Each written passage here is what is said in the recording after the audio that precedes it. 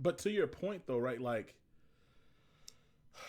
there's for this to be such a, I mean, I've heard you use the term corporate revolution. I've seen other people say this is like a reformation or a reconstruct, or our second reconstruction, and that's there's some cultural elements to to that term for sure. But to say that it is not capitalist in context would also be wrong. It is. A large part of what we're seeing in this revolution, corporate revolution, is obviously capitalistic, and whatever you want to call this other season, it's there's capital at the center of it. I'm curious when you talk about AI and like the just the scale and degree of some of these changes. Recently, I saw that you dropped some information about the Oracle layoffs, and there being like virtually no talk about it. We were not seeing public statements about it, and yet we know that thousands of folks are being impacted. These changes are so aggressive, and yet we don't see a lot of change management around the decisions, right? So like, and like I'm biased. I'm coming from PricewaterhouseCoopers and Accenture and Capgemini and other consulting firms where I was leading change management, organizational transformation, and so I'm I know the stats that organizational decisions that do not have change management have a failure rate of over 75%.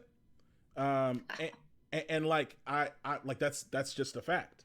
And yet, like we're seeing that happen. And to your point, also, we have leaders who don't have the technical acumen somehow all of a sudden be the leading voice in the how powerful AI is going to be in shaping the future of their company. And it's like, well, what does AI mean in in the organizational context of what y'all do? Like, and what kind of training does it look? What do are you providing for your organization? Because just slapping AI on something or slapping a Chat GPT bot on something not only is not going to be conducive to success, but actually could open you up to a wide array of risks, right?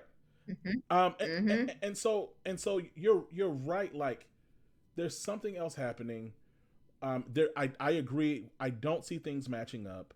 And we kind of talked off mic about this, but I want to say it here too.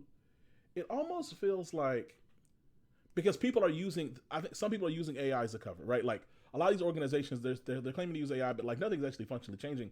They're just like offshoring a bunch of people, right? Like so, it's like, hey, we're gonna like lay off like these 7,000 hypothetically 7,000 U.S. employees. We're gonna pick up another 12,000 offshore, maybe near shore, but mostly offshore talent to supplement this work. I mean, we're seeing with all types of brands. I mean, Nielsen is guilty of doing that. There's plenty of brands that have been continuously moving more and more of their employee base to other parts of the world that are paying at wages significantly smaller than the ones in the U.S. Um, it feels as if these executive leaders are they somebody has told them what the end point is, and there just seems to be no real desire to reinvest and build with employees here in the United States and really to extract as much money as they can before the bottom falls out. I mean, am I being like overly critical or pessimistic in saying that?